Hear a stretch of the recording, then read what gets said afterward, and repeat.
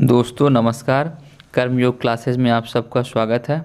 आज हम प्राथमिक स्तर के सीटेट के जो प्रीवियस ईयर ऑनलाइन एग्ज़ाम हुए थे, जो कि 1 जनवरी 2022 का हम सेट करेंगे बाल विकास एवं शिक्षा शास्त्र के। इसलिए टाइम वेस्ट न करते हुए स्टार्ट करते हैं। पहला क्वेश्चन है, निम्न में से कौन सा नियम यह सुझाव देता है कि शरीर के विभिन्न अंग विकास के विभिन्न चरणों में भिन्न भिन्न दरों में विकसित होते हैं। तो पहला ऑप्शन है विकास एक आयामी होता है। सेकेंड ऑप्शन है विकास एक दिशीय होता है। थर्ड ऑप्शन है विकास एक असतत प्रक्रिया है। फोर्थ ऑप्शन है विकास की दिशा अधोगामी एवं शीर्षगामी है। तो इन चारों ऑप्शन में इसका डी नंबर सही होगा। विकास की दिशा अधोगामी एवं शीर्षगामी है। इसकी व्याख्या पर चर्चा करेंगे। व्याख्या जो कि हम ये यूथ कंपटीशन का फॉलो कर रहे हैं, अब बोर्ड के द्वारा पूछता है, वेरीफाई आंसर की है। शरीर के विभिन्न अंग विकास के विभिन्न चरणों में भिन्न भिन्न दरों से विकसित होते हैं और यह दर्शाता है कि विकास की दिशा अधोगामी एवं शीर्षगामी है। इसे विकास का क्रम या विकास का दिशा सिद्धांत भी कहते हैं। तो आप इसको अंडरलाइन करके लर्न कर सकते हैं। नेक्स्ट क्वेश्चन की ओर बढ़ेंगे। निम्न में से कौन सा कथन सही है? पहला ऑप्शन है बच्चों का विकास एक सामाजिक सांस्कृतिक परिप्रेक्ष्य में होता है। बी नंबर बचपन वह अवधि है जिसे 10 भिन्न अवस्थाओं में बांटा जा सकता है। नंबर थर्ड है बच्चों की सोच सामाजिक अंतःक्रिया से प्रभावित नहीं होती है। फोर्थ ऑप्शन है इसका डी नंबर बच्चों का विकास केवल आनुवांशिकता पर आधारित होता है। तो इस क्वेश्चन का ए नंबर सही होगा। क्या? बालकों का विकास एक सामाजिक सांस्कृतिक परिप्रेक्ष्य में होता है। और यह कथन पूर्णतः सही भी है, क्योंकि बालक के विकास में समाज के साथ साथ उसका आनुवांशिक प्रभाव भी होगा, उसका पर्यावरण प्रभाव भी होगा, जो कि ए नंबर पूर्णतः सही है। फिर हम नेक्स्ट क्वेश्चन फोर्थ नंबर पढ़ेंगे, थर्ड नंबर। आनुवांशिक विन्यास के पूर्व निर्धारित रूप से प्रभावित होने की प्रक्रिया कहलाती है। तो इसका पहला ऑप्शन दिया गया अनुकूलन यानी एडाप्टेशन। नंबर बी दिया गया लर्निंग यानी अधिगम। थर्ड ऑप्शन सी है समाजीकरण। फोर्थ ऑप्शन है मैचुराइजेशन यानी परिपक्वता। तो इसका फोर्थ ऑप्शन सही होगा, नंबर डी परिपक्वता। इसकी व्याख्या की बात करेंगे। आनुवांशिक विन्यास के पूर्व निर्धारित रूप से प्रकट होने की प्रक्रिया परिपक्वता कहलाती है। अच्छा, अब परिपक्वता का अर्थ शरीर के स्वाभाविक विकास से है।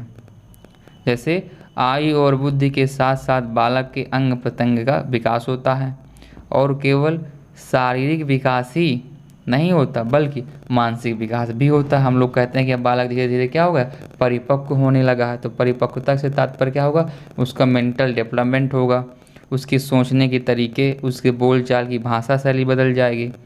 नेक्स्ट क्वेश्चन की ओर बढ़ेंगे, जो कि फोर्थ नंबर है।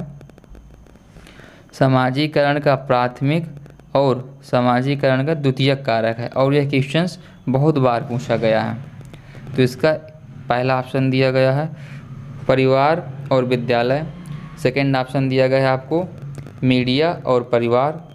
थर्ड ऑप्शन आपको दिया गया है विद्यालय और मीडिया। फोर्थ ऑप्शन दिया गया मीडिया और पास पड़ोस। तो इसका ऑप्शन नंबर ए सही होगा, परिवार एवं विद्यालय। हमेशा याद रखिएगा, सोशलाइजेशन में प्राथमिक कारक होगा परिवार और द्वितीयक कारक होगा विद्यालय। इसकी व्याख्या की चर्चा करेंगे। परिवार समाजीकरण का प्राथमिक और विद्यालय समाजीकरण का द्वितीयक कारक है, क्योंकि सीधी सी बात है, बालक जो है जब सीखता है तो स्टार्टिंग में परिवार के ही साथ सीखता है। चाचा, मामा, दादा, बुआ, फूफा, उसकी शुरुआत मौसी, मम्मा, पापा, ये सब उसकी शुरुआत कहाँ से होगी, फैमिली से ही होगी। विद्यालय तो बाद में जाएगा ना, तो उसका प्राथमिक कारक क्या हुआ, परिवार ही हुआ। सेकेंड क्वेश्चन, नेक्स्ट क्वेश्चन की ओर बढ़ेंगे। फिफ्थ नंबर है, जो कि लॉरेंस कोहेलबर्ग के अनुसार 7, 8 यानी 7 और 8 वर्षीय बच्चों में नैतिक निर्णय लेने का आधार क्या है? ऑप्शन नंबर ए है सामाजिक व्यवस्था बनाए रखना। ऑप्शन नंबर बी है सामाजिक अनुबंध बनाए रखना। ऑप्शन नंबर सी है दंड और आज्ञा पालन। ऑप्शन नंबर डी है सार्वभौमिक नैतिक सिद्धांत। तो लॉरेंस कहते हैं कि जब 7-8 साल का जो बच्चा होगा वो नैतिक निर्णय कैसे लेगा? तो दंड और आज्ञा पालन से। यानी इसका ऑप्शन नंबर सी सही होगा। व्याख्या में बात करेंगे अगर, लॉरेंस कोहलबर्ग के अनुसार 7-8 वर्षीय बच्चों में निर्णय लेने का आधार दंड और आज्ञा पालन है। उस उम्र में या इस उम्र में बच्चे क्या करते हैं, उनके अंदर भय होता है कि अगर हम ये गलत काम करेंगे तो पापा जी से हमारी पिटाई हो जाएगी, अगर अमुक काम हम करते हैं तो मम्मी हमको डांट देगी। तो उनके अंदर जो डिसीजन मेकिंग पावर है वो कहाँ पर होगी? दंड और आज्ञा पालन से, कि ये गलत नहीं है, ये सही है, अगर इसमें करेंगे तो बड़ी बहन या बड़े भैया डांट देंगे। तो ये मतलब कहने का कोहलबर्ग के। नेक्स्ट क्वेश्चन पर हम चलते हैं। तो जीन पियाजे के सिद्धांत में क्रमबद्धता किस संदर्भ में प्रयोग हुआ है? क्वेश्चन नंबर 6 ये है कि जीन पियाजे के सिद्धांत में क्रमबद्धता किस संदर्भ में प्रयोग हुआ है? ऑप्शन नंबर ए वस्तुओं को किसी एक आयाम जैसे लंबाई पर आधारित क्रम देना, या फिर दूसरों का परिप्रेक्ष्य लेने की क्षमता। ऑप्शन नंबर सी की जब हम बात करेंगे तो मिलेगा चिंतन का वर्णनात्मक रूप जैसे कहानी या कथन में होता है। फिर ऑप्शन नंबर डी है स्थानों जैसे अपने विद्यालय का स्थान की मानचित्रण करने की क्षमता। तो इसका ऑप्शन नंबर ए सही होगा। जीन पियाजे के सिद्धांत में क्रमबद्धता शब्द का प्रयोग वस्तुओं को किसी एक आयाम जैसे लंबाई पर आधारित क्रम देने के संदर्भ में प्रयोग हुआ है। क्रमबद्धता जीन पियाजे द्वारा दी गई तीसरी अवस्था है। कौन सी? मूर्त संक्रियात्मक अवस्था, जो कि 7 से 11 वर्ष है। जीन पियाजे ने बालक की 4 अवस्थाएं बताई। उन 4 अवस्थाओं में से तीसरे नंबर की मूर्त संक्रियात्मक अवस्था, जो कि 7 से 11 वर्ष के बीच की है। इसकी मुख्य विशेषता क्या है?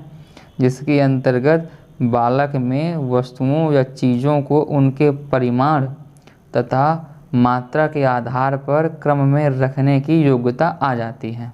जैसे बच्चे को विभिन्न लंबाई की छड़ देने पर उनके द्वारा छड़ों को छोटे से बड़े क्रम में व्यवस्थित करना क्रमबद्धता को ही दर्शाता है। क्वेश्चन नंबर 7 की हम बात करेंगे।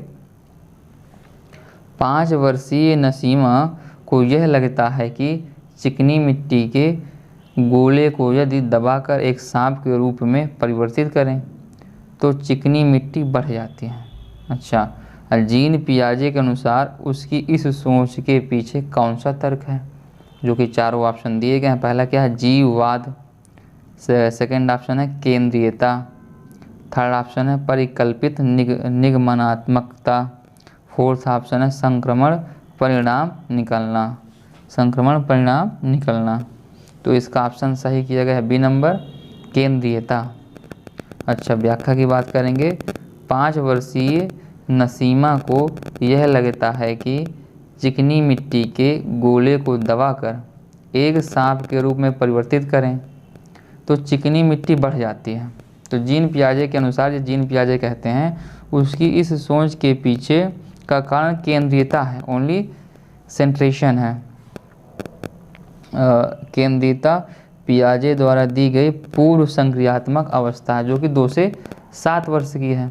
अभी हमने इसके पहले वाले क्वेश्चन में भी जीन पियाजे के बारे में बात करी थी। यानी जीन पियाजे बहुत पूछे जाते हैं सीटेट के लिए, तो आप लर्न करिए। जीन पियाजे हो गए, कोहलबर्ग हो गए, वाइगॉस्की हो गए, चॉम्स्की हो गए, ये 4-5 जो हैं बड़े फेमस हैं सीटेट में, यही आते हैं बार बार।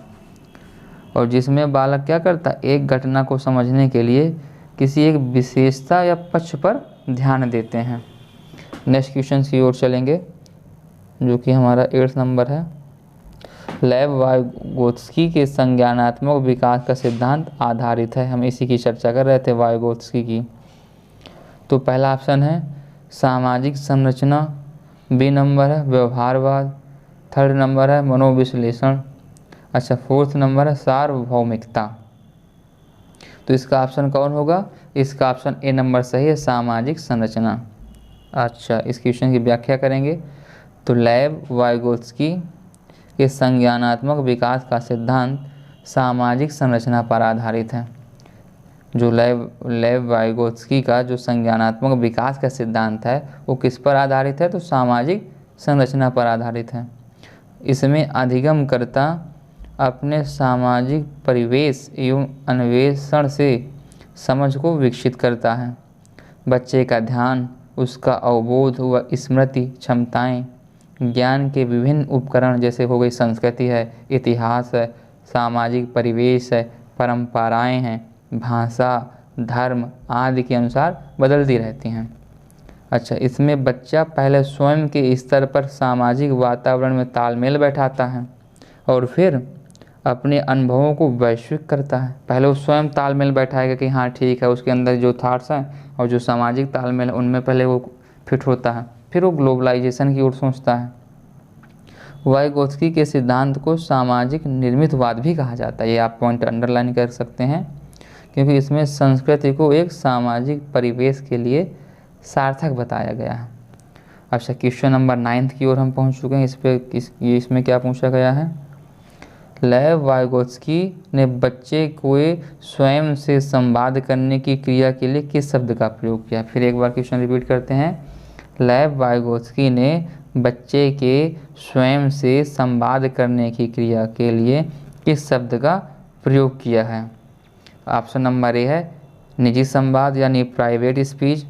ऑप्शन नंबर बी है टॉक अलाउड यानी उच्च स्वर में वार्ता। ऑप्शन नंबर सी है पार, जिसको स्कैप फोल्डिंग भी कहते हैं। फिर ऑप्शन नंबर डी है जिसको ईगोसेंट्रिज्म या स्व केंद्रीय वाद कहा जाता है। तो इसका ऑप्शन नंबर ए सही होगा। कौन सा? निजी संवाद यानी प्राइवेट स्पीच। अच्छा, यही क्वेश्चन अगर पियाजे के संबंध में पूछा जाता तो इसको ईगोसेंट्रिज्म बोलते हैं यानी स्व केंद्रीय वाद बोलते हैं।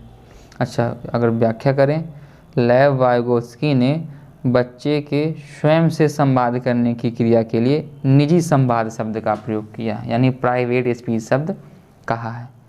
वाइगोत्स्की के अनुसार बच्चे भाषा का प्रयोग न केवल सामाजिक संप्रेषण के लिए करते हैं अपितु स्वनिर्देशित तरीके से कार्य करने के लिए करते हैं। आप देखते होंगे जैसे कोई बच्चा छोटा छोटा तो अगर कोई काम कर रहा है, उसकी गाड़ी खो गई तो सोचता रहता है कि यार मेरी गाड़ी वहाँ रखी होगी, या फिर मम्मी से पूछता होगा। तो वो छोटी छोटी अपने आंतरिक रूप से बात करता रहता है, अपने आप खुद बात करता रहता है। कोई उसके पास हो या ना हो, उसको कोई ज़रूरत नहीं होती है।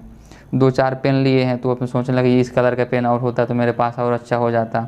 या फिर कोई गाड़ी लिए है, ये गाड़ी नहीं है, ये गाड़ी और हो जाती, दूसरी गाड़ी मंगा लूँगा पापा से। तो स्वयं अपने आप बात करता रहता है। इसी को वाइगोत्स्की प्राइवेट स्पीच का नाम देते हैं। हम क्वेश्चन नंबर 10 पर पहुँचेंगे। एक प्रगतिशील कक्षा की निम्न में से कौन सी विशेषता है? पहला आंसर ऑप्शन है ड्रिल और अभ्यास पर जोर देना। सेकेंड ऑप्शन है योग्यता आधारित स्थायी अलगाव करना यानी ability based fixed segregation. Option number 3 है सहयोगिता पूर्ण अधिगम। ऑप्शन नंबर डी है पुरस्कार और दंड का प्रयोग। तो इसका ऑप्शन नंबर सी सही होगा, सहयोगिता पूर्ण अधिगम। हमेशा इस टाइप के क्वेश्चंस में आप ये याद रखें जो पॉजिटिविटी की जो ऐसा ऑप्शन जो पॉजिटिविटी दिखाए, सकारात्मकता की बात करे, वही आंसर हमको सही करना है। ज़्यादा रटंत विद्या वाले जो ऑप्शन होंगे उन पर जोर नहीं देना, अलगाव वाले बात हो या फिर दंड पर फोकस करे या पुरस्कार, ऐसे हमें ऑप्शन पर कभी भी भूल कर टिक नहीं करना। हमको ऐसे ऑप्शन लेने हैं जो खुलकर थिंकिंग पर हों, क्रिटिकल थिंकिंग पर हों, या फिर चिंतन की बात करें, या फिर प्लेइंग के तरीके से बात करें, लर्निंग विथ प्लेइंग, या फिर अवसर देने की बात की जाए, तो ऐसे ऑप्शन हमको ढूंढने हैं। अच्छा, इसकी व्याख्या देखेंगे। एक प्रगतिशील कक्षा की विशेषता सहयोगितापूर्ण अधिगम है। प्रगतिशील शिक्षा की अवधारणा जॉन डीवी ने दी थी। प्रोग्रेसिव एजुकेशन की अवधारणा कहाँ से, कॉन्सेप्ट कहाँ से आया? तो जॉन डीवी ने दी हमको। प्रगतिशील शिक्षा इस बात पर बल देती है कि शिक्षण करके सीखने से होता है, यानी डूइंग से, स्वयं आप करेंगे तब आपका शिक्षण लर्निंग बेहतर तरीके से हो पाएगी। और ये सही भी है, हम अगर आप स्वयं से करते हैं तो वो चीज़ें हमें अच्छे से लर्न भी हो जाती हैं, आपने देखा भी होगा। क्वेश्चन नंबर 11 की बात करेंगे हम। एक बच्चे में दूसरों की नीयत और इच्छाओं को समझने की योग्यता है, यह बुद्धि के किस स्वरूप को दर्शाती है। क्वेश्चन नंबर कह रहा है कि अगर कोई बच्चा तो दूसरे की नीयत और उसकी बुद्धि को समझ रहा तो उसकी यह बुद्धि का जो स्वरूप है, पैटर्न है, वो किस टाइप का है। तो पहला ऑप्शन है हमारा स्थानिकीय संबंधी बुद्धि, दूसरा है अंतरावैयक्तिक बुद्धि, थर्ड है अंतः वैयक्तिक बुद्धि, डी नंबर है प्राकृतिक बुद्धि। तो इसका ऑप्शन नंबर बी सही होगा, अंतरावैयक्तिक बुद्धि यानी इंटरपर्सनल इंटेलिजेंस। जब भी ये दूसरों की बात करें तो हमेशा याद रखिएगा, तो इसका ऑप्शन इंटर होगा। जब व्यक्तिगत होगा तो इंट्रा होगा, दोनों में आप अंतर समझ लीजिए। जब दूसरों की बात की जाए तो इंटर होगा, और जब व्यक्तिगत कहीं बात आ जाए तो इंट्रा होगा, यानी अंतः हो जाएगा। इसकी व्याख्या करते हैं। एक बच्चे में दूसरों की नीयत और इच्छाओं को समझने की योग्यता है, यह अंतरावैयक्तिक बुद्धि को दर्शाती है। अच्छा, अंतरावैयक्तिक बुद्धि हार्वर्ड गार्डनर की 9 बहुबुद्धि में से एक है। आप इस लाइन को अंडरलाइन कर सकते हैं। जो अंतरावैयक्तिक बहुबुद्धि है ये किसकी देन है, तो हार्वर्ड गार्डनर की है। और हार्वर्ड गार्डनर ने कितनी बहुबुद्धि दी हैं, इन्होंने 9 बहुबुद्धि दी हैं। उनमें से एक कौन सी है, अंतरावैयक्तिक बुद्धि। क्वेश्चन नंबर नेक्स्ट यानी 12 क्वेश्चन की बात करेंगे हम। राष्ट्रीय शिक्षा नीति 2020 में निम्न में से कौन सा कथन प्रस्तावित है। ऑप्शन नंबर ए, अपनी मातृभाषा में शिक्षित होना शैक्षिक और प्रौद्योगिक उन्नति में बाधक है। बिल्कुल बेकार ऑप्शन है। अपनी मातृभाषा में शिक्षित होना कैसे बाधक हो सकता है, बिल्कुल बाधक नहीं हो सकता, तो देखते ही गलत हो जाएगा। नेक्स्ट क्वेश्चन हम ऑप्शन देखेंगे। विद्यालयों को बच्चों को अंग्रेजी भाषा की प्रथम भाषा के रूप में सीखने और बोलने के लिए प्रोत्साहित करना चाहिए। ऑप्शन नंबर सी देखें तो बाल विद्यार्थियों के लिए बहुभाषी होने के उच्च संज्ञानात्मक लाभ हैं। ऑप्शन नंबर डी है द्विभाषी उपागम विद्यार्थियों में उलझन पैदा करता है और सीखने में बाधा डालता है। कैसा बाधा डालेगा द्विभाषी, इसका ओनली ऑप्शन नंबर सी सही होगा। कौन सा, बाल विद्यार्थियों के लिए बहुभाषी होने के उच्च संज्ञानात्मक लाभ है। आप जितनी भाषाएं सीखेंगे तो आपका संज्ञान मानसिक विकास उतना ही ज़्यादा होगा, तो यही आपका ऑप्शन सही होगा। इसकी व्याख्या करेंगे। राष्ट्रीय शिक्षा नीति 2020 में बाल विद्यार्थियों के लिए, यानी बाल मतलब बच्चों के लिए, छोटे बालकों के लिए बहुभाषी होने के उच्च संज्ञानात्मक लाभ हैं। जैसे कि शोध से स्पष्ट रूप से पता चलता है कि बच्चे 2 से 8 साल की उम्र के बीच बहुत तेज़ी से भाषाएं सीखते हैं। जब बालक छोटा होता है तो बिना सिखाए ही अगर आप घर में कुछ बातचीत करते हैं तो देख देख कर के इमिटेशन के द्वारा सुन करके सीख जाता है। यानी 2 से जो 8 साल की उम्र है वो बालक में बहुत ज़्यादा परिवर्तन आते हैं सीखने के लिए, तथा उनमें अनुकरण करने की क्षमता अधिक होती है। फिर क्या है, बच्चों को शुरुआती दिनों में भाषाओं से अवगत कराया जाएगा। एनसीएफ 2005 भी बहुभाषीता को एक संसाधन मानती है। ये बाधक नहीं है, बहुभाषीता संसाधन के रूप में काम करते हैं। और बहुभाषीता से क्वेश्चन बहुत आते हैं। पेडोगॉजी, जो इंग्लिश पेडोगॉजी है, हिंदी पेडोगॉजी, उसमें भी यह क्वेश्चन आपके उठ कर चले जाते हैं। क्वेश्चन नंबर 13 बात करेंगे। जेंडर भूमिकाएं हैं। ऑप्शन नंबर ए अधिग्रहित व्यवहार, ऑप्शन नंबर बी जन्मजात व्यवहार, ऑप्शन नंबर सी जैविक संरचनाएं, ऑप्शन नंबर डी आनुवांशिक निर्धारित। इसमें थोड़ा सा कन्फ्यूजन। ए नंबर है ऑप्शन इसका अधिग्रहित व्यवहार। कौन सा होगा, अधिग्रहित व्यवहार। अच्छा, इसका हम जब डिस्कशन करेंगे तो जेंडर भूमिकाएं अधिग्रहित व्यवहार हैं जो समाज को सांस्कृतिक मानदंडों और परंपराओं के अनुसार एक पुरुष या महिला, लड़के या लड़की के लिए उपयुक्त कार्य प्रदान करते हैं। जैसे एक मान्यता बन जाती है अगर महिला है तो वही खाना बनाएगी, महिला है तो वही घर का झाड़ू पोंछेगा। तो ये जेंडर जो है भूमिकाएं तय हो गई हैं, लेकिन ऐसा है नहीं, पुरुष भी खाना बना सकते हैं, बनाते भी हैं, पर एक मान्यता सी एक पैटर्न बनता चला गया कि अब महिलाएं हैं तो वही खाना बनाएंगी, वही बर्तन धुलेंगी, तो ये जेंडर की भूमिका में आएगा। लेकिन जब बायोलॉजिकल टर्म की बात हो जाए तो वहाँ पर आपको सेक्स का आंसर अप्लाई करना है, जब बायोलॉजिकल डिफरेंसेस की बात की जाए। अच्छा, क्वेश्चन नंबर 14 हम बात करेंगे। सतत एवं समग्र मूल्यांकन का प्राथमिक उद्देश्य है, यानी the primary goal of continuous and comprehensive evaluation is. जो सतत एवं समग्र मूल्यांकन किया जाता है तो उसका प्राथमिक प्राइमरी गोल क्या है, ये हमसे पूछा गया है। तो पहला आंसर क्या होगा, छात्रों के प्रदर्शन की एक दूसरे से तुलना करना। तुलना की बात कभी हो ही नहीं सकती है। बी नंबर देखते हैं, छात्रों की समझ को आंकना और पाठ्यक्रम तथा शिक्षा शास्त्र को इसके अनुसार रूपांतरित करना। ये ठीक लग रहा है। आगे देखते हैं ऑप्शन। तो छात्रों का उनके प्रदर्शन के अनुसार वर्गीकरण करना। फिर डी नंबर है, छात्रों को किसी विषय में सफल और विफल घोषित करना। ये भी नहीं है, तो इसका ऑप्शन कौन सा सही होगा, बी नंबर।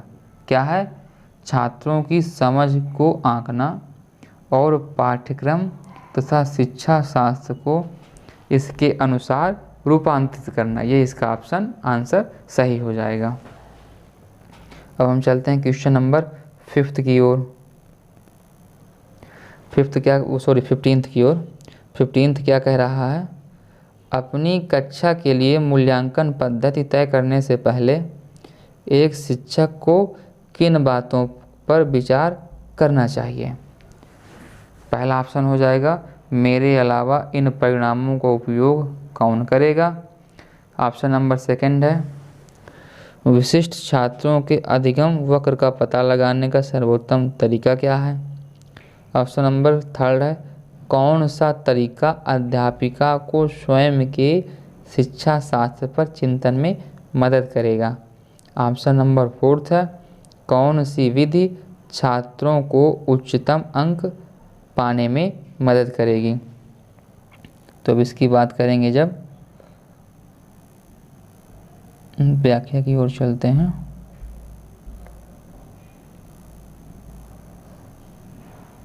देखिए, इसका जो है बोर्ड ने आंसर नहीं दिया है, तो व्याख्या की ओर पढ़ लेंगे हम ओनली। क्या व्याख्या में दिया गया, अपनी कक्षा के मूल्यांकन पद्धति तय करने से पहले एक शिक्षक को निम्न बातों पर विचार करना चाहिए। क्या, कि उनसे क्या सीखने की उम्मीद की जा रही है, सही बात है। दूसरा, जानना चाहिए कि अपनी पढ़ाई में वे इस समय किस स्तर पर है। ऑप्शन नंबर 3 है,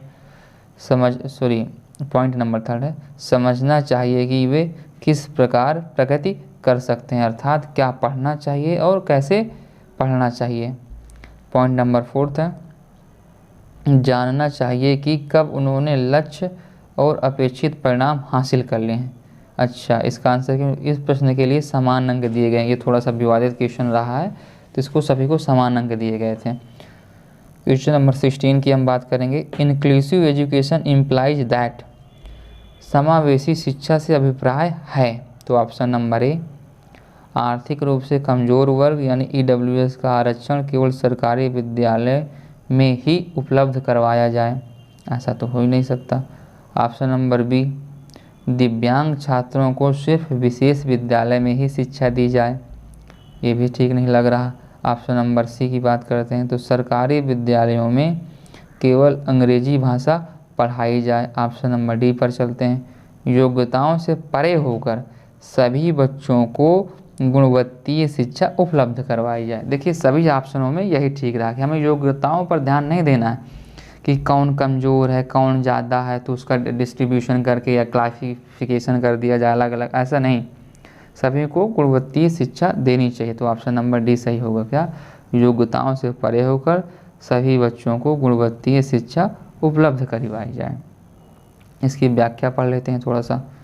समावेशी शिक्षा से अभिप्राय है सभी बच्चों को गुणवत्तापूर्ण शिक्षा उपलब्ध करवाई जाने से है। समावेशी शिक्षा तब होती है जब सभी छात्रों को चाहे उसकी कोई भी पृष्ठभूमि क्यों ना हो, उनके साथ कोई भेदभाव ना किया जाए। तो यही समावेशी शिक्षा है, अर्थात उन्हें बिना किसी भेदभाव के उच्च गुणवत्ता वाले निर्देश, हस्तक्षेप और समर्थन प्राप्त करने के लिए उपयुक्त सामान्य शिक्षा कक्षाओं में रखा जाता है, जो उन्हें मुख्य पाठ्यक्रम में सफलता प्राप्त करने में सक्षम बनाते हैं। अच्छा, आगे और बात करेंगे तो समावेशी शिक्षा एक ऐसी प्रणाली है जिसमें विकलांग और सामान्य बच्चे एक साथ सीखते हैं और खेलते हैं, जिसका उद्देश्य सबका साथ और सबका विकास सबका साथ और सबका विकास। ये नारा किसका है? हमारे मोदी जी का। तो अर्थात समावेशी शिक्षा, इंक्लूसिव एजुकेशन में क्या है, कोई भी विकलांग बच्चा हो या सामान्य बच्चा हो या बुद्धिजीवी बच्चा हो, सबको एक साथ बैठाकर शिक्षा दी जाएगी। कोई भी हमें वर्गीकरण नहीं करना है। ये समावेशी शिक्षा के अंतर्गत आएगा। अच्छा, क्वेश्चन नंबर 17 पर बात करते हैं। इसमें क्या कथन और कारण, जो कि आजकल बहुत पूछे जा रहे हैं। पहला कथन क्या है? पढ़ाते समय एक शिक्षक को पाठ्य सामग्री को दर्शाने के विभिन्न तरीके अपनाने चाहिए। सही है। अच्छा, इसका कारण क्या है? शिक्षक को अधिगमकर्ताओं की विविध आवश्यकताओं हेतु अपने शिक्षा शास्त्र को उनके अनुकूल बनाना चाहिए। ये भी ठीक है। अब देखिए, इनके बात करते हैं। क्या ए और आर दोनों सही, यानी कथन और तर्क दोनों सही हैं? ऑप्शन नंबर ए की है। और आर सही व्याख्या करता है कि ऑप्शन नंबर बी देखते हैं। Both A and R is true but R is not that the correct explanation of A, यानी ए और आर दोनों सही हैं लेकिन आर सही व्याख्या नहीं है ए की। ऑप्शन नंबर सी है। ए सही है लेकिन आर गलत है। डी, ए और आर दोनों गलत है। नहीं, तो इसका आंसर कौन सा ऑप्शन सही होगा? ओनली इसका ओनली ऑप्शन नंबर ए सही होगा। क्या कथन भी सही है, कारण भी सही है। वो कथन सही है और उसकी कारण भी सही है, यानी जो कथन है वो भी सही है और उसका कारण भी सही है, यानी ऑप्शन नंबर ए सही है। पढ़ाते समय एक शिक्षक को पाठ्य सामग्री को दर्शाने के विभिन्न तरीके अपनाने चाहिए। क्यों? जिससे कि छात्रों में उस शिक्षण के प्रति रुचि जागृत हो और वे तत्परता से शिक्षण कार्य को सीखें तथा एक दूसरे को प्रेरित करें। बिल्कुल सही बात है, क्योंकि यदि शिक्षक अधिगमकर्ता की विविध आवश्यकताओं के अनुसार अपने शिक्षण विधियों तथा शिक्षण शास्त्र को उनके अनुकूल बनाएगा तो यह छात्रों की अधिगम यानी लर्निंग में अत्यंत ही सहायक होगा। बिल्कुल दोस्तों, धन्यवाद बहुत बहुत। कल 18 नंबर से हम लोग फिर से स्टार्ट करेंगे। आगे की क्वेश्चंस आज यहीं तक रखते हैं और आप हमारे चैनल को लाइक करें, सब्सक्राइब करें, शेयर करें। यह डेली सीरीज़ हम यूथ कंपटीशन में जो ऑनलाइन प्रीवियस ईयर के एग्ज़ाम दिए हैं उनको हम ये सीरीज़ में डेली आपको लेकर आएंगे और आप इसका रिवीजन करेंगे।